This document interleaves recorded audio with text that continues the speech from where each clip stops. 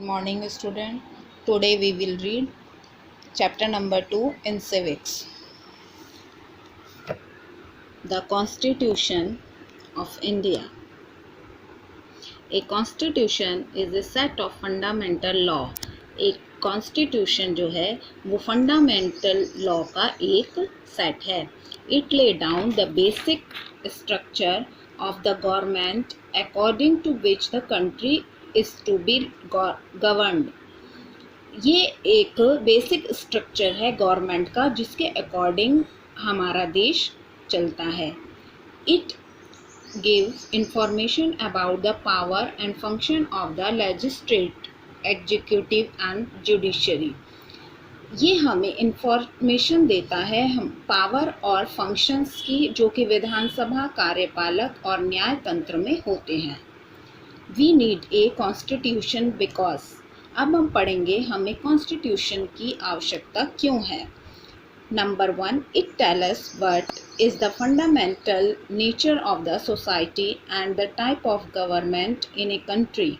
यह हमें बताता है कि हमारे मौलिक व्यवहार सोसाइटी में कैसा है और गवर्नमेंट उस देश को किस तरह चलाती है. It define the nature of the country political system. ये कंट्री के पॉलिटिकल सिस्टम के व्यवहार को दर्शाता है. The constitution provide a chapter on the fundamental rights of the people and protect them from misuse of power by the political leader. Constitution हमें provide करता है कि हम लोगों के फंडामेंटल राइट्स क्या हैं जिससे कि वे पॉलिटिकल लीडर के पावर के मिसयूज से अपने आप की रक्षा कर सके.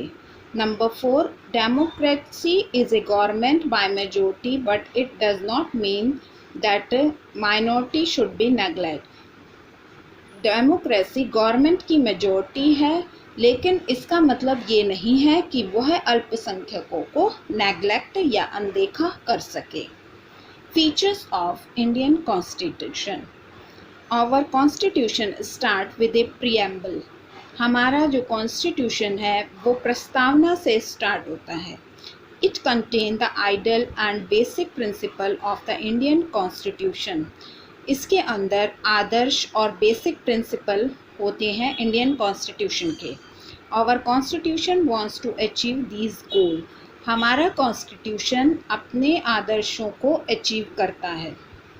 The silent feature of our constitution are as follow. और कुछ उसके फीचर्स इस प्रकार हैं. A detailed written constitution. Our constitution is a lengthiest constitution of the world. हमारा कॉन्स्टिट्यूशन वर्ल्ड का सबसे लंबा कॉन्स्टिट्यूशन है. No other constitution haves gone into such minute detail as the Indian constitution originally. It was divided into 22 parts, 395 articles and 8 schedules. कोई भी दूसरा ऐसा constitution नहीं है इंडियन कॉन्स्टिट्यूशन के जैसा जितना डिटेल में हमारा कॉन्स्टिट्यूशन है. इसे जो डिवाइड किया गया है इसके 22 पार्ट्स हैं, 395 आर्टिकल्स और 8 शेड्यूल हैं. Later on 4 more schedule were added to it. और इसमें बाद में 4 शेड्यूल और ऐड किए गए हैं.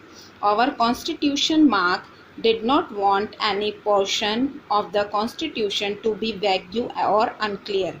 हमारे कॉन्स्टिट्यूशन में कोई भी पोर्शन ऐसा नहीं है जो कि अस्पष्ट हो. Sovereignism. India is a sovereign country free from internal control internationally. India can form its own law and policy. India जो है वो एक सॉवरिजन कंट्री है. ये अपने इसका अपना इंटरनेशनली कंट्रोल है और इंडिया के अपने ही नियम और अपनी ही पॉलिसीज़ हैं. Socialistic. The word socialistic was added in 1976 in Avig's equitable distribution of national income to all section of the people. Socialistic यानी कि सामाजिक, ये वर्ड जो है 1976 में जोड़ा गया कॉन्स्टिट्यूशन में, और ये एक ऐसी परिकल्पना की गई कि जो नेशनल इनकम है उसका डिस्ट्रीब्यूशन सभी सेक्शन में इक्वल हो। The 42 Amendment lay down that socialism means that there is a freedom for all form of exploitation. जो 42 अटेंडमेंट है उसमें ये कहा गया है कि सोशलिज्म का मीन्स है कि कहीं भी शोषण ना हो, सोशल एंड इकोनॉमिक, सामाजिक तौर पर और इकोनॉमिक तौर पर। The gap between the rich and the poor will have be narrowed so that benefit of economic development are enjoyed by all। क्योंकि जो गैप है गरीब और अमीर का वो हमें कम करना है, और जो हमारी इकोनॉमिक डेवलपमेंट है उसे सभी लोग बराबर रूप से इंजॉय कर सकें।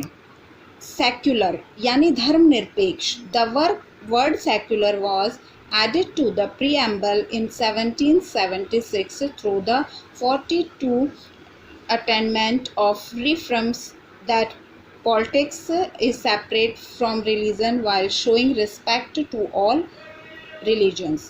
जैसे कि इस वर्ड का मीनिंग ही है धर्मनिरपेक्ष। इसका जो ये वर्ड है ये भी 1976 में ऐड किया गया। 42 अटेंडमेंट में इसकी फिर से पुष्टि की गई और इसे पॉलिटिक्स से सेपरेट किया गया कि किसी भी धर्म को हम एक विशेष धर्म को नहीं रिस्पेक्ट देंगे, बल्कि सभी धर्मों को बराबर रिस्पेक्ट दिया जाए। All citizen irrespective of their religion and religious belief are equal before law. सभी जो सिटीजन हैं वो किसी भी धर्म को मान सकते हैं, उस पर विश्वास कर सकते हैं, और सभी धर्म एक समान हैं। फेडरलिज्म यानी कि संघवाद। The word federal means the existence of more than one level of government. Federal का मीन्स होता है एक से अधिक लेवल की government. In India we have the union government at the centre and state in different state. हमारे पास जो है यूनियन गवर्नमेंट है सेंटर में, स्टेट में, और अलग अलग डिफरेंट स्टेट्स में भी। Panchayati raj is the third level of the government, और पंचायती राज इसी का थर्ड लेवल है। Panchayati raj is the under federalism, all the three levels of the government exercise their powers and functions according to provision of the constitution। Federalism के अंतर्गत सभी जो 3 level की जो गवर्नमेंट है वो अपने पावर और फंक्शन को कॉन्स्टिट्यूशन के अकॉर्डिंग ही वर्क करती है। Parliamentary system. The legislate in the centre is called parliament और द संसद। जो हमारा लेजिस्लेट यानी कि विधानसभा है वो पार्लियामेंट की सेंटर है। India has a parliament form government, और इंडिया की जो गवर्नमेंट है वो पार्लियामेंट्री गवर्नमेंट है। This mean that the parliament is supreme and represent the people of the country. इसका अर्थ है कि पार्लियामेंट सुप्रीम है और यही हमारे देश के लोगों को रिप्रेजेंट करता है। Our constitution guarantee universal adult suffrage for all citizen. हमारा संविधान जो है वो इसकी गारंटी लेता है कि जो है सभी जो सिटीज़न हैं वो यूनिवर्सल एडल्ट सफरेज के अंतर्गत आते हैं। Separation of power. The 3 organ of the state are legislative, the executive and the judiciary। अब जो हमारी पावर है वो 3 लेवल में है, legislative, executive and judiciary। The legislative has the power to make law। legislative means विधानसभा। विधानसभा के पास power होती है कि वो नियमों को बना सके। The executive has the power to execute law। और जो एग्जीक्यूटिव के पास पावर होती है कि वो लॉ को एग्जीक्यूट कर सके। The judiciary has the power to जज and apply punishment when law are broken. और जुडिशरी के पास पावर है कि वो जज कर सके, और अगर कोई लॉ को तोड़ता है तो उसे पनिश भी कर सके। Equality in matter of public employment. The constitution state the state cannot discriminate against anyone in the matter of employment। All citizens are apply for government job। अब कॉन्स्टिट्यूशन हमें ये भी बताता है कि जो कोई कहीं पर भी किसी का भी डिस्क्रिमिनेट ना हो, भेदभाव किसी के पास एम्प्लॉयमेंट में ना हो, सभी सिटीज़न जो हैं हमारे देश के वो गवर्नमेंट जॉब के लिए अप्लाई कर सकते हैं। Abolition of untouchability. The Constitution abolished the practice of untouchability. Practice of untouchability is an offence and anyone doing so be punishable by law. Constitution भेदभाव, अस्पृश्यता को समाप्त करता है और यदि कोई इस तरह अब भी अनटचेबिलिटी को फॉलो करता है तो वो नियम के अनुसार पनिशेबल है। Right to freedom.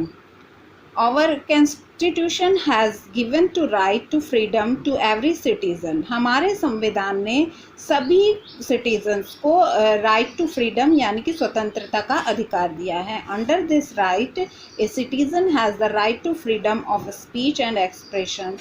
इसके अंतर्गत प्रत्येक citizen जो है वो बोलने का और अपने विचार प्रकट करने के लिए फ्री है। The right to form association, the right to move freely and reside in any part of the country and the right to practise any profession, occupation and business.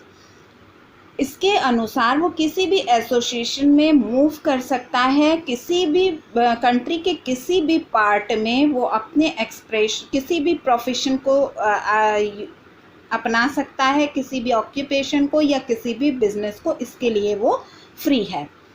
Right against exploitation यानी कि शोषण के विरुद्ध अधिकार। Throw slavery is in its ancient form may not be a problem in our country today, but its newer form called exploitation is no less a serious challenge to human freedom and civilization. पुराने समय में गुलामी होती थी, लेकिन इस समय ये जो है इस समय ये नहीं है। इसी का अर्थ है शोषण, लेकिन अब इसका एक न्यूएस्ट फॉर्म आ चुकी है। शोषण को नए तरीके से यूज़ किया जाता है। ये एक सीरियस चैलेंज है मानव की फ्रीडम और सिविलाइजेशन में। It is in the view that our constitution has made provision against the so called exploitation. और कॉन्स्टिट्यूशन में इस तरह के विरोध के लिए कुछ प्रोविज़न किए गए हैं, जैसे कि फॉर एग्ज़ाम्पल आपको बताऊं कि गवर्नमेंट ने 14 ईयर्स से बिलो बच्चों को जॉब पे रखने पर ये काम पनिशेबल है। तो ये भी हमारा राइट अगेंस्ट एक्सप्लोटेशन ही कहलाता है। Fundamental rights. Human right are important for a person to lead a dignified life. Human rights बहुत इम्पॉर्टेंट होते हैं किसी भी पर्सन के लिए कि वो एक शांतिपूर्ण ज़िंदगी जी सके। The 6 fundamental right recognised by our constitution are. 6 fundamentals right हैं हमारे कॉन्स्टिट्यूशन में। Number 1 the right to equality, समानता का अधिकार। द राइट टू फ्रीडम, स्वतंत्रता का अधिकार। The right to freedom from exploitation, शोषण के से फ्री होने का अधिकार। कल्चर एंड एजुकेशनल राइट, अपने कल्चर और शिक्षा का right. The right to freedom of religion, किसी भी धर्म को अपनाने का right. The right to constitution remedy, मतलब कि हम कॉन्स्टिट्यूशन को फॉलो करें और अगर कहीं गलत हो रहा है तो उसके खिलाफ हम आवाज़ उठा सके, इसका right. Destructive principal of the state policy, राजनीति के निर्देशक सिद्धांत। When governments want to give effect to the destructive principle which was discussed below.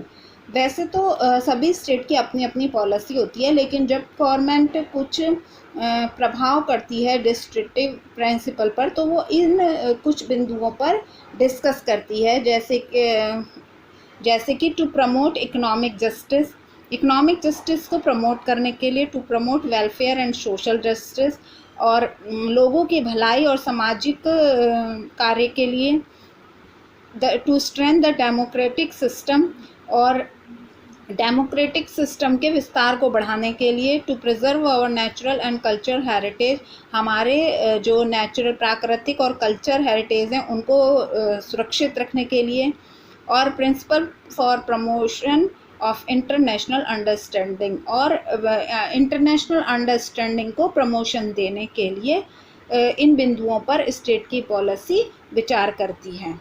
Okay student, this chapter is finished. Good bye.